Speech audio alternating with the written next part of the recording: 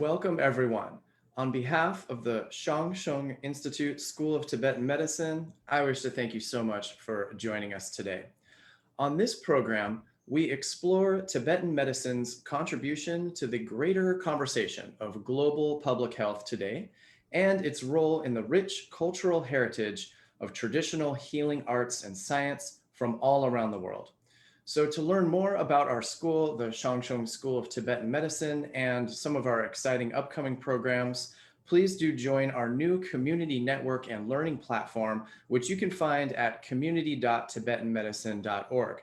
This is our new platform where we're going to share a lot of exciting content and keep in touch with our community and our supporters and students worldwide a little more advanced form. So please do join our new network. And also you can follow us on social media and join our email list. We truly would love to collaborate with you. So this week we welcome an international instructor of Vajra dance, the dance of the Vajra, Prima Mai.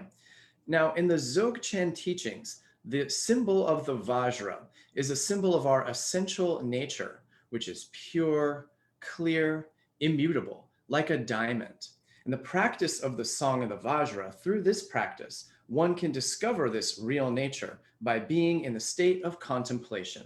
One can learn to maintain and stabilize this knowledge, not only by sitting in meditation or out in retreat, but also in movement, special movement like dance or ordinary movement. So in this way, one can integrate and integrate this practice into the daily life. So our guest today, Prima Mai, is one of two main internationally appointed Vajra dance instructors, authorized by Chogyal Namkhai Norbu Rinpoche to teach Vajra dance, develop materials, and train new instructors. Chogyal Namkhai Norbu Rinpoche, of course, as many of you are familiar, the founder of our school and the International Shangsheng Institute, and the source of this tradition of the dance of the Vajra.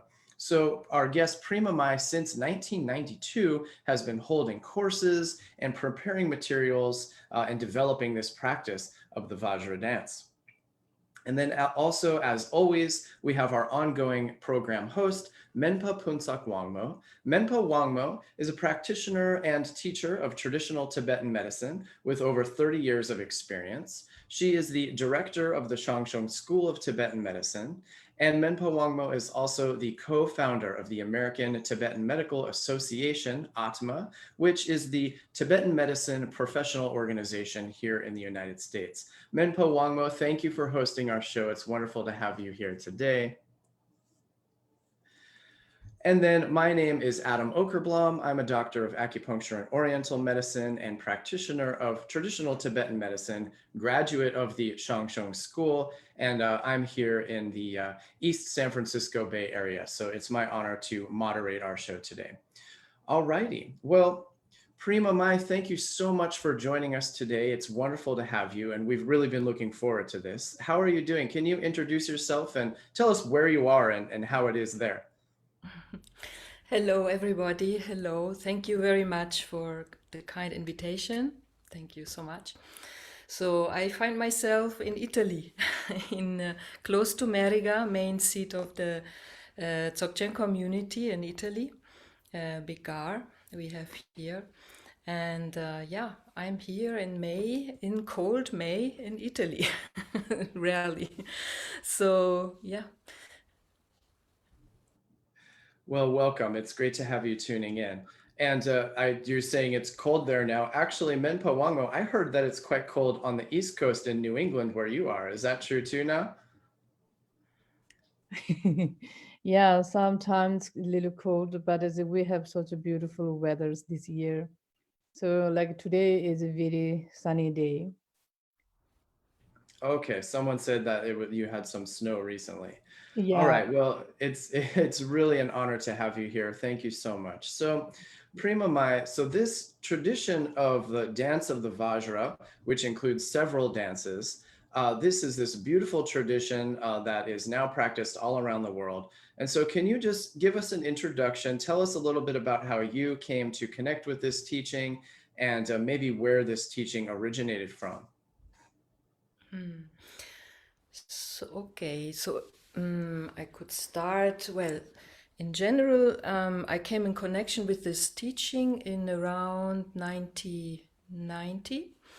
I have been first living in Spain, so I was working as an artist there and dedicating mainly to that. And then I went, I was invited by friends who said, please come with us to meet this Tibetan Lama. He was giving a retreat in the Pyrenees, close to Masebol, a small town in the Pyrenees, in a castle. It's very close to the French border. And so I said, okay, I will come. I will go and see. I was not particularly interested in Tibetan Buddhism, I say. Even I was a bit reluctant because I didn't want to follow any religion. And they said, no, don't worry, he's more like a shaman. And I thought, well, that's weird, interesting. Okay, not weird, this is interesting. So, okay, maybe I come. And then I went. And so that where I saw that was in I think in November in 1988, where I met Rinpoche the first time in this beautiful setting, and shortly after the next year in 1989, sorry in 1989, yes, Rinpoche came back already in May, again to the same place, invited him back, he accepted it. And so I went again, and I followed the second retreat. And well, I was living in the town in Cadaqués, also close by, very close to the French border. And after that, I was kind of in a way of changing my life. I didn't want to stay further in Cadaqués. So I stayed a little bit, lived in my car actually for nearly 1 year, on and off, also with friends' houses. And I had some dreams and some vision, seeing Rinpoche kind of calling. I don't know, it was maybe, fantasy also. I don't want to judge, but who knows where I come from. And also then I got some postcards from Meriga who said, oh, please come, we need help, because they were to open the Shangshung Institute. And the Dalai Lama was invited to inaugurate the Shangshung Institute. So I said, well, I don't know what to do with my life. I go and help. And I went. I was maybe around 28 years old, 29, 28. So I went, and that's how come that I stayed a couple of months. And Rinpoche in that year, he was, before in that year in 89, no, sorry, I mix up a little bit. That's history. That's the mouse in the cupboard of your memory, eating away some pieces. The first time actually I went to Meriga was already in 1990, just at the crossing to 1990, to a long day retreat. And where I saw that they have also the Yantra Yoga, I found quite interesting, because I felt like already movement is very important with spiritual practices. And so that was the first month I stayed there. And then later came that issue with the postcard and so on, and I went again. And Rinpoche just came back then from Tsegegar for his second retreat, because Rinpoche had in 1989, he went to do his long life retreat in a cabin which is seated in Kandroling, Tsegegar East, on a hilltop in a beautiful kind of wood area. He was doing his personal retreat, also staying in a tent where now, for example, we find the Vajra Hall built exactly in that spot on this land.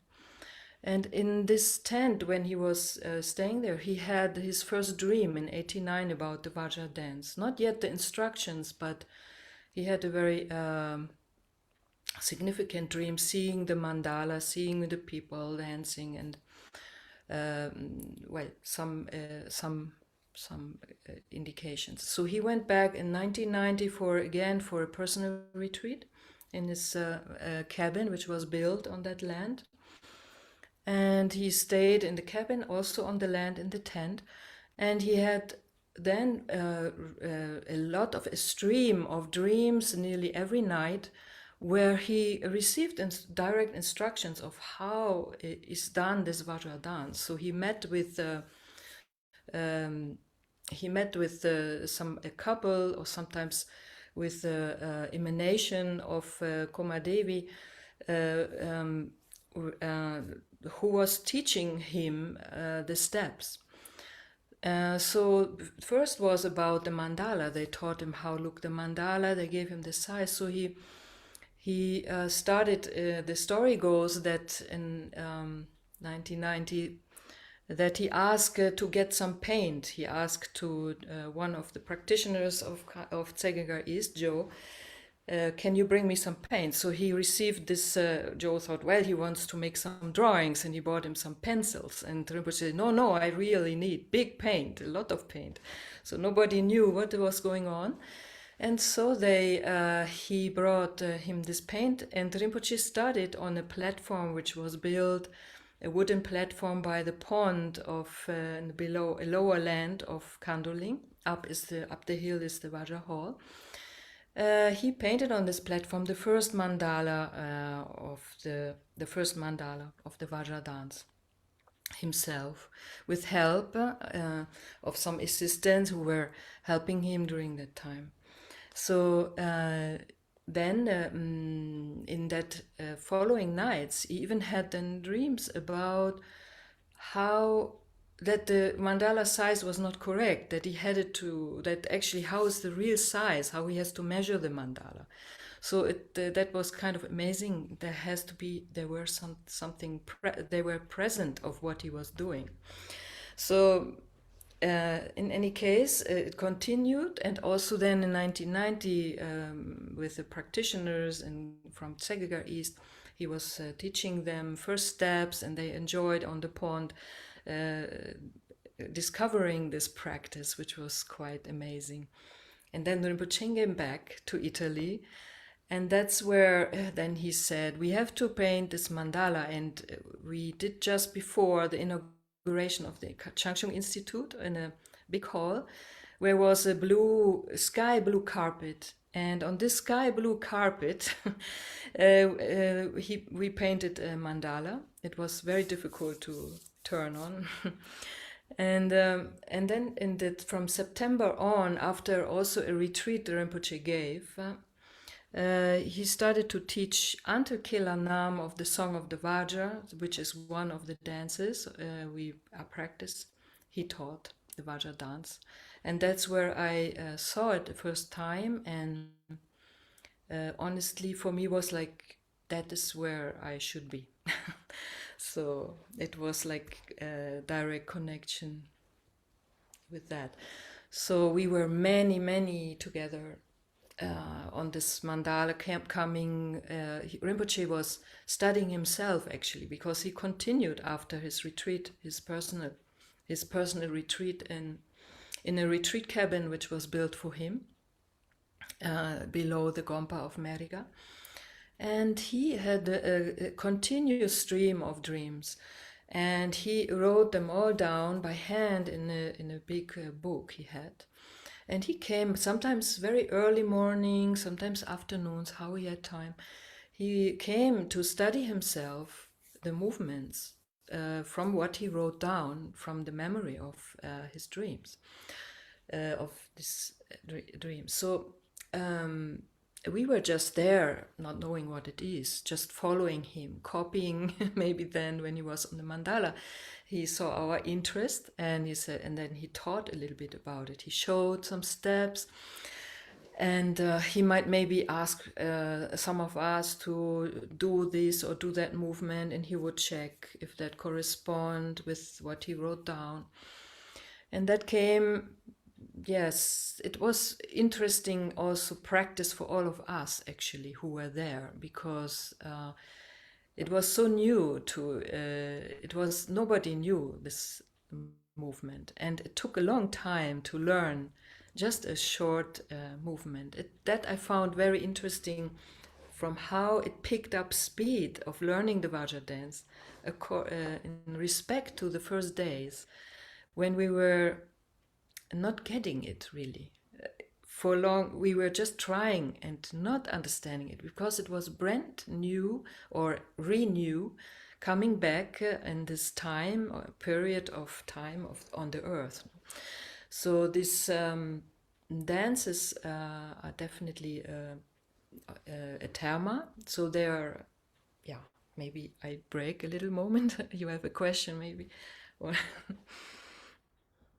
Yes, actually, that's correct. Yeah. So you're explaining how this teaching came through Rinpoche's stream of dreams while he's in personal retreat doing meditation practice in this beautiful retreat land.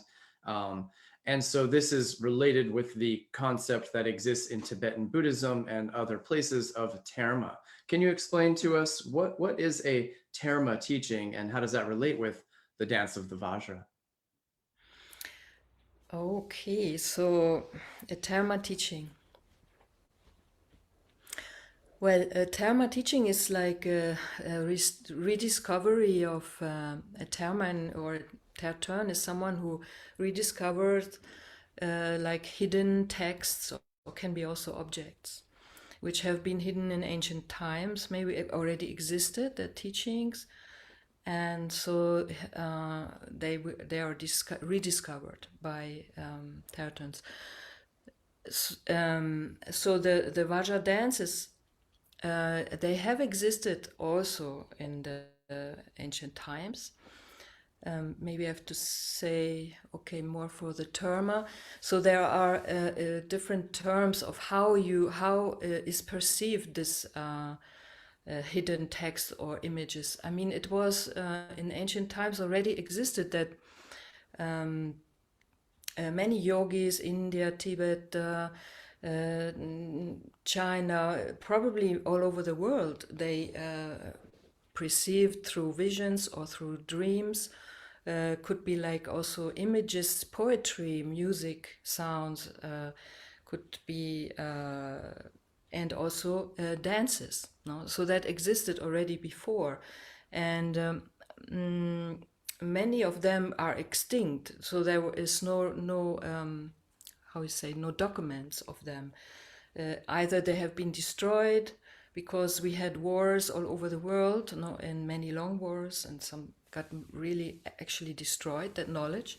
So these Vajra dances are also, in that sense, like a terma rediscovered and now very well documented. And there is two terms like one can have this through vision. It's called like gangter or mind treasure, or also tangnang, which is kind of pure vision, which can happen in also in a dream. So it's not like lucid dreaming really. It's more like through the knowledge of that or realization of that practitioner who is able to kind of connect with that stream of knowledge. Somehow the information seems never be lost. No? So it's a kind of rediscovery um, of that knowledge, bringing it back. So so the yeah, now I'm a little bit, I have so okay. No, that's very good. Yeah. And then this type of discovery of knowledge, it can happen, as you mentioned, through a gangter, like a mind emanation, or through dreams or some mental or energetic state. But then also in some cases, the terma is discovered like as a physical object, like uncovered on a type of treasure hunt or something like this, no? Yes, indeed. Yes. Well, that also Rinpoche had many stories about that, about his uncle, speaking about that, how he discovered, for example, a small statue of Vajrapani, which was amazing story. And also other Rinpoche himself, he discovered, I think when he visited the Shangshung kingdom, he found kind of an object. It was like a Garuda, I think, no? Phuntsog, do you remember? the story, no? And that unfortunately he lost it, no, in his luggage. It was lost, his luggage or something, no, and it disappeared. So yeah, Rinpoche was quite, you know, the Vajra dances. They are kind of part of the cycle of series of teachings of the long cell series of teachings. So the long cell series of teachings now nearly, I think we have 10 volume of books containing them. They are all perceived by Rinpoche through this presence, having that realization or this presence of keeping presence in a dream state. And so in this long cell, I mean, this long cell cycle actually it is translated like in long cell cycle means like the luminous clarity of the universe, or the innermost essence of the Dakini. So that is the symbol also we have in the Dzogchen community, no? So this symbol actually is also so related to it, because from young age already Rinpoche had dreams of where he saw this symbol, or first only part of it, a half of it, then the full symbol. He even once visiting with his uncle, staying with him in his cave.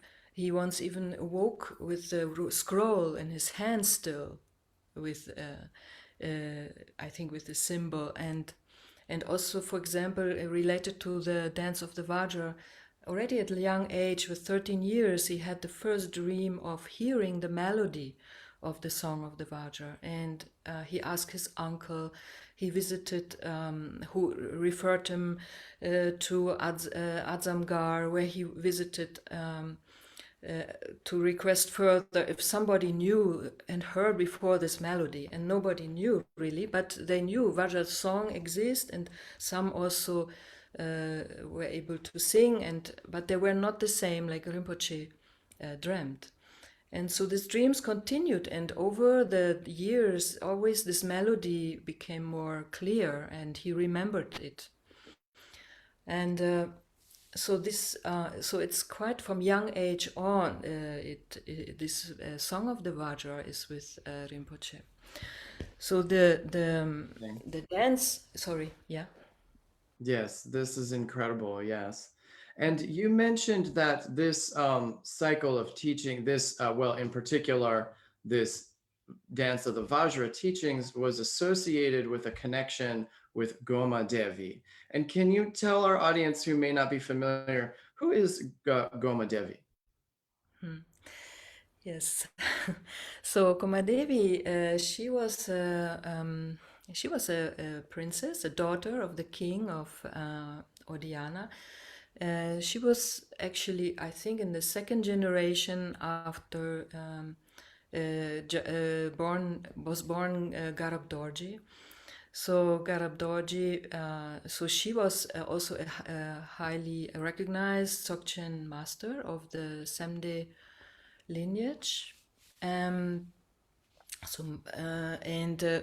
and she it goes in a way, if we want to understand why is Komadevi and how is this relation, well, Rinpoche had already in I think it was in 94, he had his first dream. Now, already before, when he was already in China, when he was working in Beijing in university, I think, and he was working with what is his name, Kongka Rinpoche. I'm sorry if I say his name wrong, but no. Anyway, sorry. Huh? Bokungar. Bokungars, yes, sorry, I forgot. Not so well, my memory, thank you. And he was working with him, and he had a dream where he was with people walking, and he kind of visited a temple, to make it short, let's say. So he visited a temple where it was told that it was built by by with who by I'm sorry, this name like Jyotsutram was telling me about it, but I don't remember now the name again of the. Sorry. So what Anyway, happened? yeah, the name of this master Rinpoche had. Okay. In any case, it was built by with whom he was working in the university. He was very surprised that he built this temple, and in that temple there was a huge statue. And first he thought it was Tara because it was seated like Tara. And so when he went closer, then that it was written Koma Devi. And so that was the first time he actually got in touch with Koma Devi. He was quite surprised. And then in 1994, he had a second dream where again he was visiting a temple, where he was visiting actually a cave, to make it short. And again, there was a statue with this same statue, and he so he had so that how he first got knowledge about Komadevi. And when we ask, for example, we say like, well, when there is a teaching, there is a kind of, we say always, well, there is a lineage, no, where come from. And so Rinpoche, one time he said, well, we cannot really say like a lineage in a traditional way where actually, the knowledge still alive today in Tibet was passed down from generations of realized masters to their disciples who realized and passed on. So it kept pure, no? Where in many other cultures get lost, maybe, or tainted or modified. So that is quite precious, quite rare now on our times. And so in that sense, Rinpoche said this is more in the sense of direct, like a stream of knowledge, in a sense coming directly from the Dharmakaya, which is presented by the, if we want to give it a form or divine form, like the Buddha Samantabhadra, and then it's in a non-dual form of Samantabhadra, Samantabhadri, so the both aspects, the male-female aspect, Rinpoche explained. And then from there, through the Sambhogakaya, which present like the Guya Jhana, going into directly then in the Nirmanakaya, like Garab Dorji, representing now the more, the Nirmanakaya. When I say Dharmakaya, it's like the emptiness or the potential holding, and then Sambhogakaya is then, let's say, the energy, or which all is beyond space and time, all manifesting simultaneously, all the potentials in the form of energy and light. And sound, and sound. And from that then danced, it kind of danced or manifest. And that is kind of then the Nirmanakaya, where then we have material manifestations and also a more physical body, more physical danced body. Which, so in the Nirmanakaya, then from this stream going from Garab Dorji to Leki Wangmo, which was a manifestation of Guya Jhana, and also a princess, and also holder of teachings, whom then Guru Padmasambhava received also teachings from Leki Wangmo. And Guru Padmasambhava's consort was Mandarava. And here comes now this connection. Sorry, now I didn't mention Komadevi. I said already Komadevi. She was, of course, in the time of Garab Dorji, as I said before, no, Nimanakaya, Yes. Garab Dorji and Komadevi. And then going also Lekwi Wangmo, and going then Guru Padmasambhava and then Mandarava. Prima Mai, one moment, please. And then everybody in our audience, please remember to keep your microphones and video muted and off for now. And then we're going to jump into our Q&A in a little while later on. And thank you again for being with us here. Excuse me, Prima Mai. Please continue. Yeah, so now we understand when Rinpoche, because also the practice of Mandarava is actually a terma of Rinpoche. It is part of this series of the long cell teachings. And And when Rinpoche was doing his personal retreat of Mandarava, that actually then when it happened that he had that he received the teachings of the dance of the Vajra. So from that, Rinpoche understood the connection, from the stream of these teachings.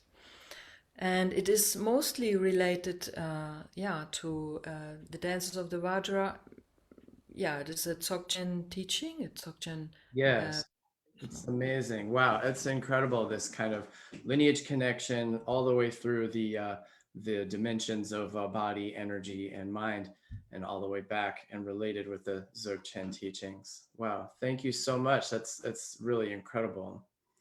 Alrighty, so Prima Mai, now can you guide us through a little bit of the kind of the on the floor mandala of this practice? So can you explain how this practice is done and what it's all about as far as these dances? And then if as you explain, if you have any photos or clips you want to show us, then please do at that time as well. Okay, yes. So, so let me show you. I share now the screen. I will also show you some photos of Rinpoche in the beginning when he started. First, can you tell us can you explain the dances and tell us about the mandala and the dances? What does it look like? And how does it work? And how many dances are there? And what do we do when we dance? Okay, sorry, I didn't understand your question right. Okay, so we have we have three Vajra dances which take place on a diagram, on a round diagram called Mandala. So it's a geometric form of many circles moving out from the center out to the periphery, and also containing triangles. So we have the mandala is kind of made in three places. So we have a center, and in that center we find also all five colors present. These five colors are presenting the five elements. And we find in the center of the mandala also a triangle. So the triangle is kind of a symbol of our three existence: body, speech, and mind. And we find them doubled. So we find double triangle, and that is then the non-duality of aspect of male, female aspect, or subject and object, dark and light, or and so on. No, so then in this center we have, in the real center we have a blue circle, and that blue circle is represent actually really then the Dharmakaya, this emptiness from which with all its potentials. And from there spread out another circle, and then it's white color, which is presenting the element of water. And then from that come out yellow earth, and move out in a green triangles, which is connect to wind energy. And then we have the red triangles, which is more fire, or also maturation. So we can also fire like creation. So and then from that move out the second part. So in the center we never dance, we never move. We place in the center often like we light a candle as a symbol of also the impermanence, but also of the light, no, of light. And then from there, so from the center where we never dance, move out another 6 circles, aligned again in the same sequence of the elements. So it starts with a blue circle, no, which is space, and then white water, and then yellow earth, and then red fire, and then again green wind, and again blue space. And these 6 now connect more with the Sambhogakaya aspect. So it's kind of the energy. No? So if we say Dharmakaya, also we can consider mind. And now we have the energy aspect. So we have the voice, or the energy. And in that circles as well, they represent also our chakras, inner chakras, the main chakras. So we have, for example, in the first two circles, the space and the water are more connected with our head chakras. And then we have the yellow earth is more connected with throat chakra. Then we have the red, which is more connected with heart chakra. And then we have the green and blue tigle, which more connect with the chakras in the belly region. So that is the Samurai, and then further it moves out the circles, and now they are also drawn with also containing triangles. So there are circles still expanding out, but there are also triangles, and these are now again as triangle. We know body, speech, mind, the three existences. So that is now more the aspect of the Nirmanakaya, or the manifestation, the form, no? And we have there a white one, and we have there we have a white, and then yellow, red, and again white. So they're always always set. We will see later also in the image. And a setting in which represent the male and female manifestation, physical body. And also in the term of chakra, they are more connected with the secret chakra, like sexual organ around that area. So that is the earth mandala. We call a symbol of the earth mandala. Then of course it moves still further out into. So then we have again continuing circles moving into with triangles into the aspect of the solar mandala, and further out still becoming then the universal mandala. And all these three are interconnected. So even we don't paint maybe all the whole mandala because it's very big, no, very large. We can we are never separate. They are not separate because, as we said before, or Rinpoche explained, Vajra dance mainly is connected with energy and sound.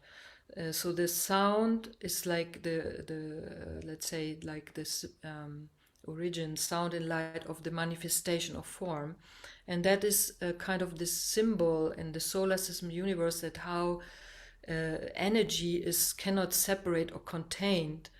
It is all interconnected.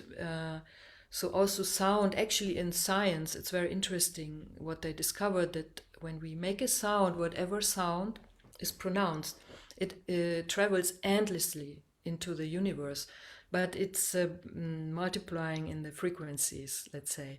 So it is like becoming homeopathic in a way. No, anyway, it's quite interesting, this research. Yeah. And That's amazing. So you have all of these connections kind of universally and also internally with the five elements, with the aspects of the earth or planetary, and then the solar and universal, and then internally our system of energetic chakras within the human dimension, and then pervading everything, these fundamental elements, primordial elements of energy. So this is incredible. So would you like to, I think I'm feeling ready to see an image of this beautiful mandala and then see some people moving. So would you like to, do you have some presentation that you can share? Please feel free to share. okay, I will try to see what I have on my. Okay. So, well, if we want to see now the mandala, I have to prepare, because now I lost the other one. Oh, I lost. Can I could just go. Sure, yeah, take your time. Um, Sorry. I tell you what, actually, Prima Mai, why don't we do this? I'd like to hear from our host Menpa Wangmo for a few minutes. Would you like to organize your photos for a couple minutes while we have Menpa Yes. Wangmo share, and then we'll come back and you share your screen, okay? Okay. Let's do like that. Excellent. Thank you. And Prima Mai, thank you so much for all those descriptions. It's incredible. It's an amazing history of this dance.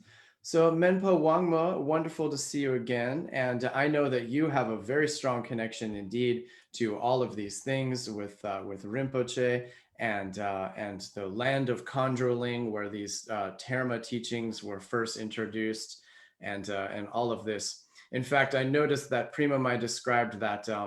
What did she say? She said at the when in Italy, when Rinpoche first unveiled this mandala for the first time, was corresponding close to the inauguration of the Shangsheng Institute with His Holiness, and so it's quite an interesting connection, no?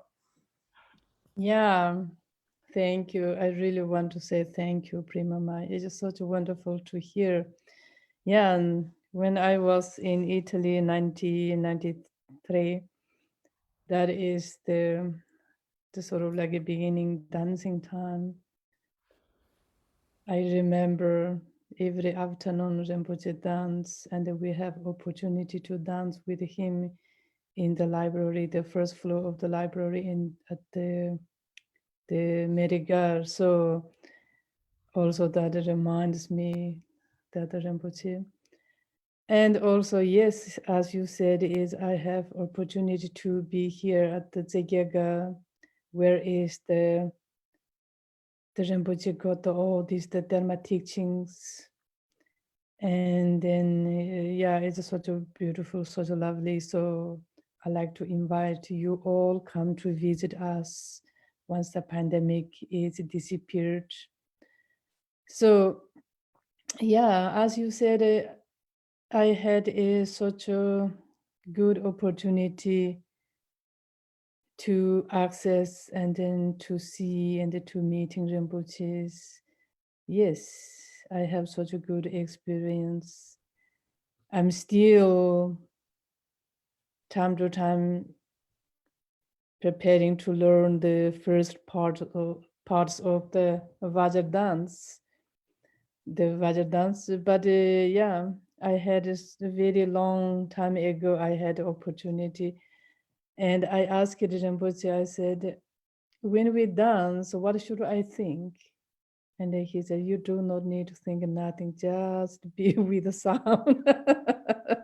That was also really always. This is a one of the very strong. Remember me. This is a one of the his direct teaching to me. Yeah. That's so beautiful. My goodness. Yes. Yeah, because we always try to think because as a Vajra dance is such a complexity, as the Prima Mai explained.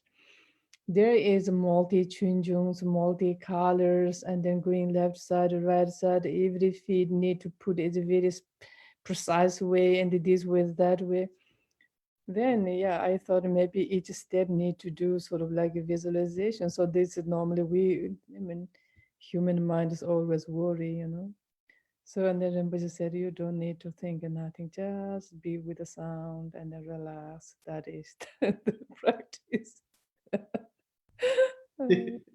Yes, absolutely. That is so beautiful. And I remember when we used to practice the dance of the Vajra at Conjuring and at Segogar.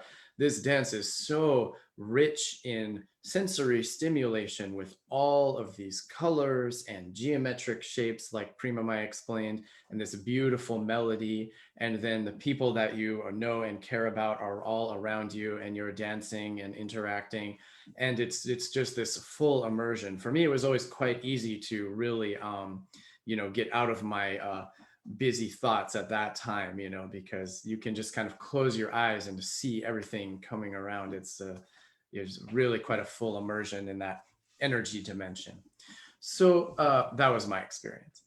Genla, can you please tell us a little bit? So what would be the connection with this type of practice of the dance of the Vajra? And then from the Tibetan medicine perspective, how would this operate in terms of the five elements and our humor of lung, our wind element internally? And what is that relationship to the external elements and our internal dimension? And then how will that work with our health? Yeah, I think the five element, when we're looking like a Tibetan medicine, the five element is that the how we composed, what we say, Druelu the Jungwashi letup, Sojenaja Jungwashi, Nibeme, Jungjingo, Nilune Nibutangi Chitudel. So the body, disease, and the treatments are same element, five elements. So our body is composed by five elements. Not only human body, not only sentient beings body, but all the phenomena is composed by five elements. Once we have something like a maintain, we try to maintain our body, mind, or our outer nature also with five elements. If we want to have a green vegetable, we need to work with five elements, otherwise there's no green vegetables. In case something wrong, doesn't work, physically is not happy, mentally is not happy, what's happened? Also conflict with the five elements. How we should try to fixing that. An example, I couldn't sleep, so insomnia is today is universal understand. Why I have insomnia? If I have that, how should we fixing that? Also within the five elements. So this is the Tibetan medicine. Goal of the Tibetan medicine is to harmonize your physical and your mental. If your physical element is harmonized, then your mental element also balanced.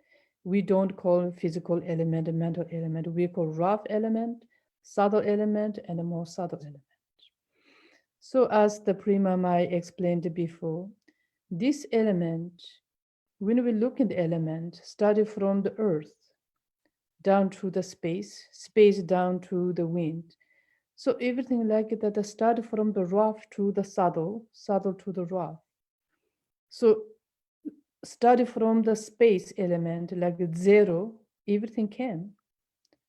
From the everything composed like big pieces of the human body, where should we go? Dissolve back to the zero level. So this is also like that, So then also as the Prima Mai explained, like the Dhammakaya, Sampakaya, Nimanakaya, we call it the Chugulungu Tulku. So this is like three existed our channels. In the Tibetan medicine, what we say like Lung Tipe Peken, sort of like.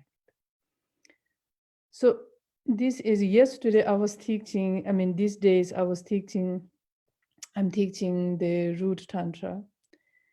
So we are working on the first tree we finished, and then we are working on the second tree, started yesterday. So when Prima Mai explained the time, I imagine sort of like how those tree, everything goes well, then we have two flowers and the three fruit going to happen later.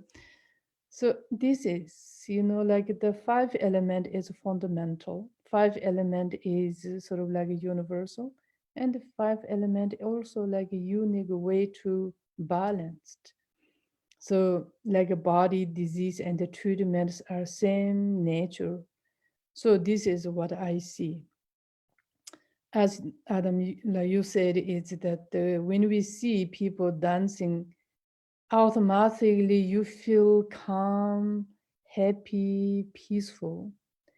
It's very hard if you really try be angry seeing someone dancing Vajra dance or hearing the song of the Vajra or be at that Mandala area. So to just be in that region is so pure tension, so pure energy. So this is also like just see there is like a we Tibetan we call like a five liberations, no? For me is that the seeing or viewing this mandala is like a seeing liberations. And then hearing the sound is sort of like hearing liberations. I'm not liberated yet permanently, no, I too far for me. But at the moment help me to relax and calm. And this is also like one of the very important healing, because it's when we're looking healing, is it the most problem is agitations.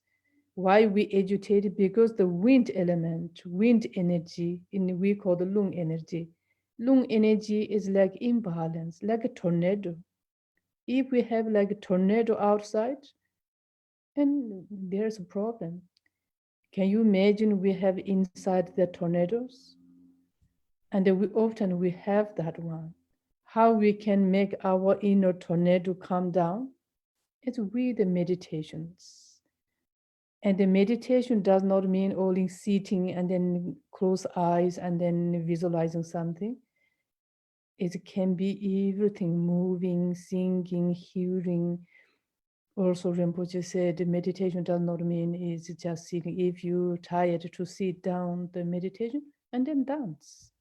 So I see this, the dance is very harmonized internally. Also, this dance is a part of the healthcare. Like this also like yoga, part of yoga, physical yoga, mental yoga, energy yoga, and the verbal yoga. So this is also like a yoga, like a sort of like a movement synchronizing. Meantime, also try to relax. So this I see is like a huge benefits of the health. So I talked to many people who do dance. I have a lot of, I heard a lot of good things, how they helped. So last year we were talking, me and then in Prima Mai, we are talking how we can use these some parts of the yoga into the healings. So this is what I feel. Because I want to hear more from the Prima Mai.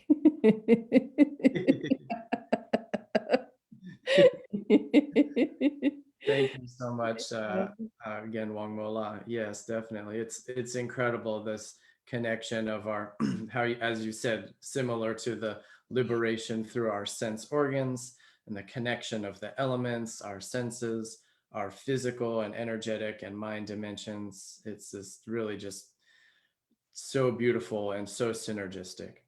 Now, before we go back to seeing some imagery with Prima Mai, do you have anything else you'd like to add about Vajra dance and Tibetan medicine? Yeah, I will. If I have something, I will say later, last minutes. So now, Yes, please do jump in anytime, yeah, Gellam, because yeah, we love to hear from yeah. you as well. Please do, yes. And then everybody, to remind you in our audience, so we are going to move into our Q&A, question and answer time quite soon after a little more discussion. And so if you've had trouble finding the link to join the Zoom for the Q&A, it is posted in the comments in our network connection.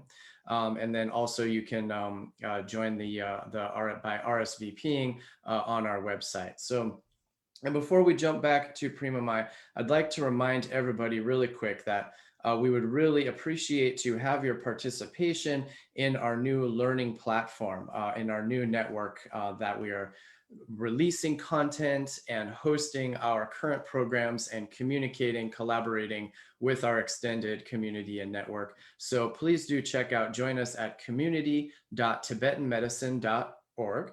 That's community.tibetanmedicine.org. This is our new online platform where we will keep in touch and let you know of new content and exciting offerings. One of which I would like to mention really quickly is on June 25th. We have a short one-day course that we're very excited about, coming up with Menpa Wangmo, and also with our very special guest teacher, His Eminence Garchen Rinpoche. And this course will be called Immersion in the Tibetan Medicine Mandala, the Immersion in the Medicine Buddha Mandala. And we're going to be diving into some Tibetan medicine wisdom and theory and working with that on June 25th. So please do check our new platform and connect with us about that and other courses. Thank you so much. So now, before we move on to our Q&A time, Prima Mai, do you want to explain a little bit more about the Vajra dance and maybe show us some of your imagery? Okay, I will share. Let me. Okay. Oh, sorry. It's. I have to exit. Okay. New to this.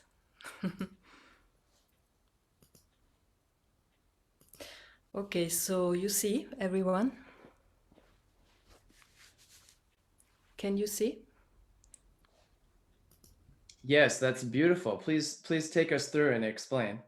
Okay, so here we see now the Earth Mandala, and we see 6 female, 6 male who are dancing on this mandala, on Earth Mandala. So it's always also the balance of 6 male and 6 female. Um, I don't know how much time we have. I go a bit quicker. And here we see, for example, when we say, so the Vajra dance is about not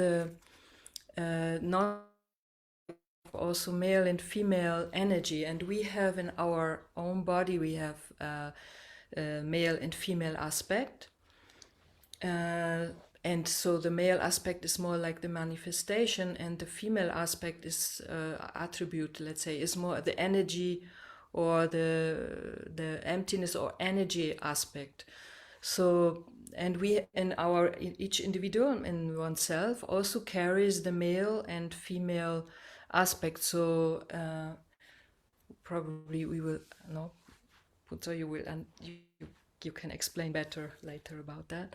So here we see now the globe, and we see the north and the south pole, which is kind of connected to the center of the mandala, and we see the outer triangles. So we have here the red and yellow triangle, and here we have the white triangle of the south mandala, and this is the north mandala. And here is the equator. No? So even also here we have the female touching with the male aspect. So again, the non-duality of it, and vice versa. So it's interestingly also that, for example, in the north part, the north mandala is more connected to the male aspect or the manifestation, the form. And we also have more, really on the earth itself, we have more countries, we have more land, we have less water, we have also water, but more land is prominent also. And many things also developed more in the north. Rinpoche once said, look, even calendar is dominating south, let's say, because form is more stronger, like dense, no? So calendar, we also in south, we have Christmas, same time, even there is summertime, no? And here we do winter time. So, and in the South Pole, we have a lot of water. So when we think about this two mandalas, in each when we dance in one of the sectors, in each of the sectors we have a lot of I don't have this image, no, we have a lot of energy points. So where we step with our foot, actually we connect with a particular energy point on the mandala, on the earth. And that is probably in this correspondence of how our attitude or how our state of harmony is in ourself. We influence also our environment, our next person. We influence our health, our well-being, but also next person. And even in a collective way, we influence when society is living in harmony and in mutual respect, let's say, there is more happiness, there is more peacefulness, and then there is also more health, more harmony. So this energy and points, then also the earth having its compound of the 5 elements, then also their elements are more aligned, more in order, also probably reacting to that. So it's quite interesting topic to deepen around that field of research. So we see here the south and north. And if that affects, so as Rinpoche explained, so if this is affecting our energies, is affecting the outer world, and the outer world is affecting our inner world. So, and we are working with our consciousness and our own evolution state of consciousness. It's like this is like this.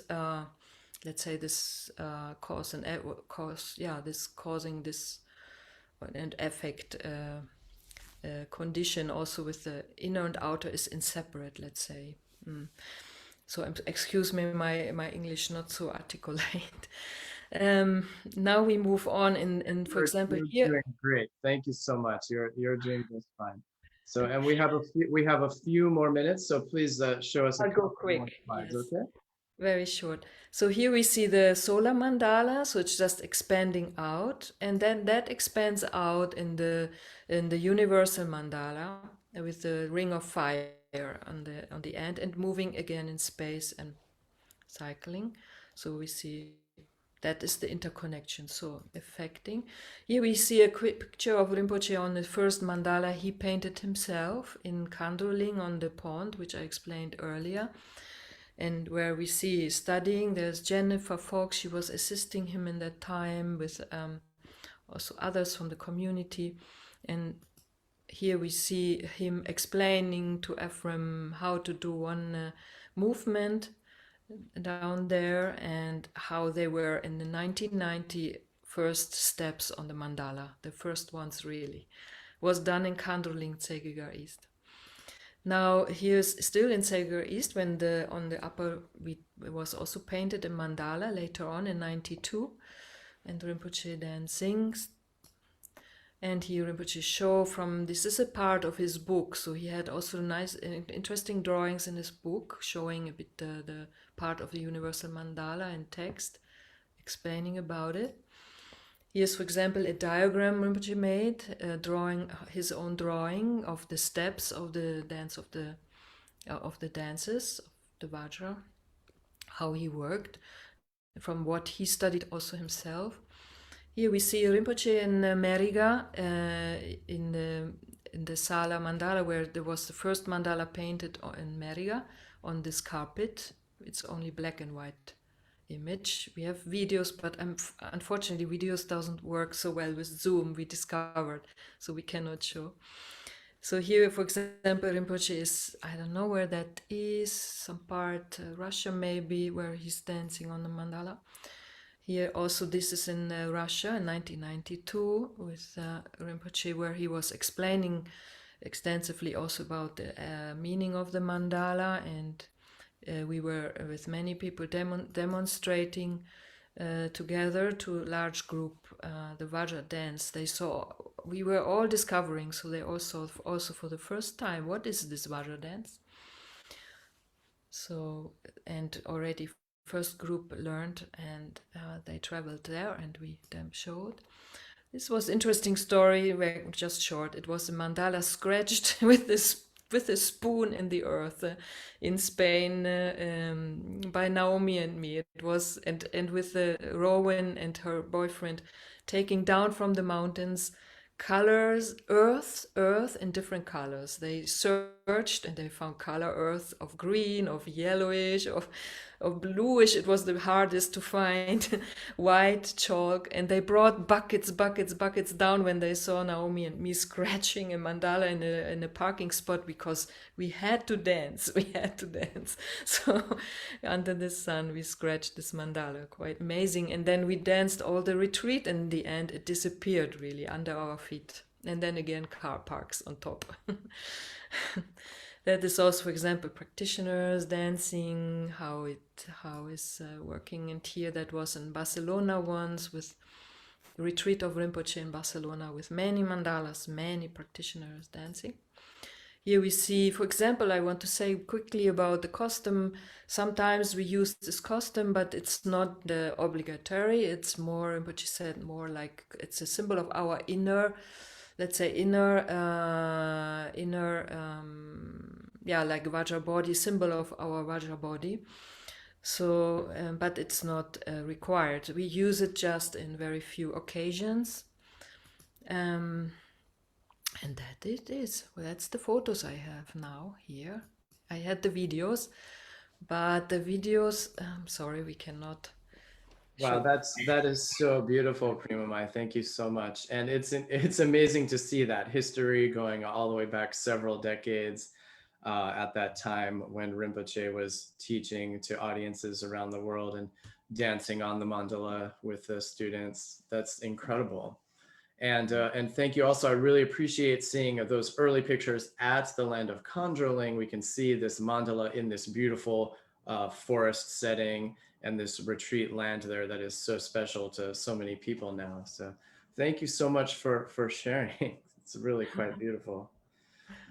Well, we can move on to our question and answer time where we can just dive into a little more of this. And we already have some questions. So everybody in our audience now, if you can feel free to begin putting please type your questions into the chat of this meeting here on Zoom. Please just type your questions into the chat. We've already had a couple, and then I will go down and we will call on you, and then at that time you can unmute and you can ask your question.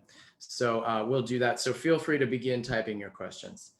And in any case, now before we stop our stream, before we stop the live stream part, again, Phuntsog Wangmo La, do you have anything you'd like to add in closing for this section of the program?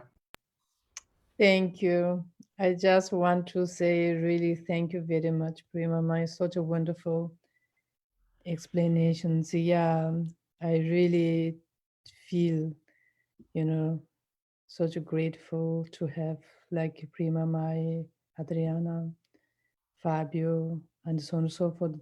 The yoga teachers and dance teachers, guided teachers, and Sunday Mahasangha teachers. So you carrying this teaching to make available to the people. So really, I'm so grateful. Thank you. And thanks to Rinpoche, of course. And I want to say thank you all the team, Adanda, Matthew. And I want to say thank you all our listeners, participants. So I want to say thank you to all of you. I don't have any new things to put here in case if they have some questions. I think we will, yes. Thank you so much, Menpa Phuntsog Wangmo La, for hosting our show. And just to remind everybody, in a few minutes as we close, we'll move on to the Q&A part. So please do join us at community.tibetanmedicineschool.org.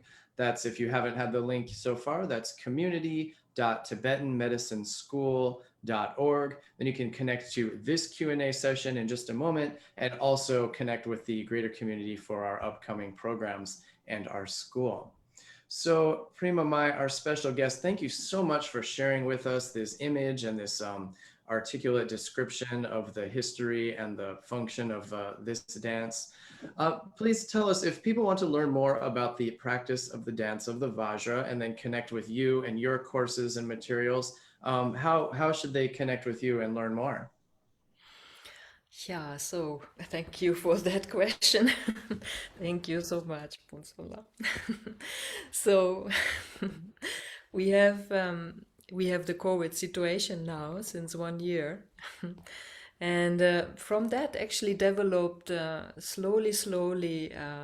We'll go in the direction that we will use probably more also Zoom courses. So and before we had this, you were a gar or a ling or a group was organizing a course, and you had to travel, you had to go there, and that was how we learned the Vajra dance. No? And often not so easy because time-wise you plan, but then you cannot go, and then again past time. So from that, already years ago, I thought maybe we should go also learning through Skype, when we still had only Skype. And Rinpoche actually verified, yes, we can do that. No, he said we should use new technology also. And so last year, I tried I did pioneering, the first 2 courses also with the Vajra Dance of Space, which is new dance developed. We did a course in Zoom. So it was very interesting because I figured out what equipment we need. and we exchanged with Kunsangar in Russia. And they set up same like us with a camera showing the whole mandala and with good microphone and settings. And so we were actually like as if I was there. They also said as if you are here. Actually, we were exchanging interactively in Zoom. So that was That's very so nice. it's so amazing, this opportunity to share and connect with technology now. So do you have any upcoming courses, and is there a website that people can learn more about the dance of the Vajra and connect with your upcoming courses? Well, in this due to this Corona, COVID, we so far we have not really so many courses because we don't know what we can do because of the restrictions. So we have I would yeah I will do a course, but that it's already it's a course also in Zoom in France in Dejamling, organized from Dejamling in connection with Zoom with Ulan Ude and with also Kunsangar South. So we try again something new, and because I think maximum three mandalas or kalong we can handle in a group, maximum three groups, and we want to try that from Dejamling. And then is in end of May I will do a course of the also in Zoom, but that is more advanced course for who knows the Vajra dance of space of the song of the Vajra, where we will go over the mudras only through the three afternoons. Sorry.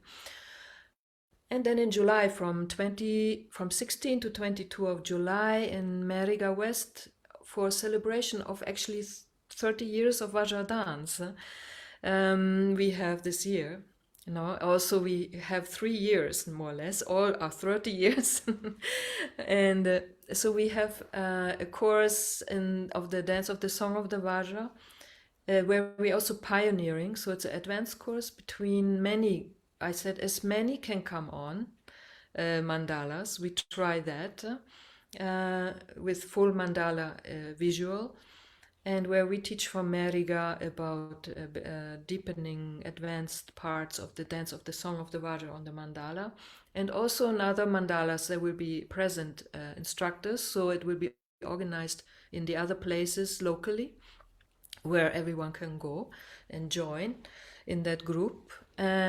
And so we see each other on Zoom, and we will practice together, have question answer sessions, and work on more the very essential fine tuning, let's call it.